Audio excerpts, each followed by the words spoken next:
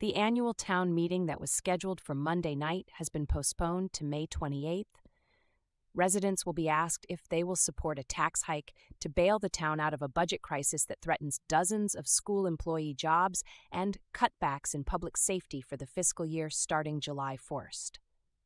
Town meeting voters will face three options: a budget that will only rise 1% over this year's spending and result in deep cuts in employees and services, but can be funded with available revenue; a $4 million override of state tax limiting Proposition 2.5 for a 3% budget increase that will still result in reductions; or a $6.5 million override that would preserve all services. A heavy turnout is expected. Monday, we don't feel we are ready to hold town meeting with all the logistics needed to be put in place, Town Manager Michael Units told select board members Thursday night. Parking and enough seating are among the issues, and it's expected that not only the usual high school auditorium will have to be used, but also the gymnasium and cafeteria. Altogether, they can hold about 2,000 residents. Video connections to the auditorium would be used for the latter two areas. I see green lights for the town meeting to go ahead, Town Moderator Jack Conway said. Everything seems to be lined up. May 28th is a Tuesday, and the meeting may have to be continued a second night.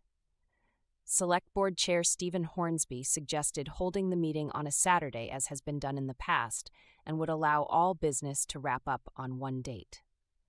It was explained there are deadlines to meet. Memorial Day weekend is coming up, and the high school field that was used for the Saturday sessions during the pandemic is booked for some events, including graduation.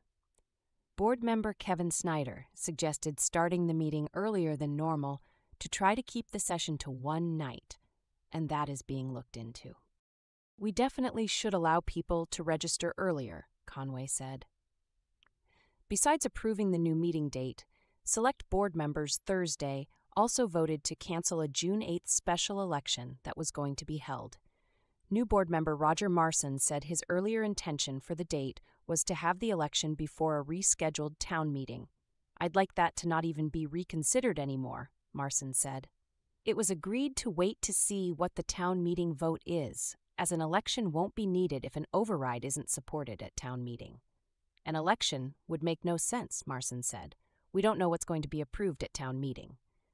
Norton has never approved a budget override, unlike other area communities.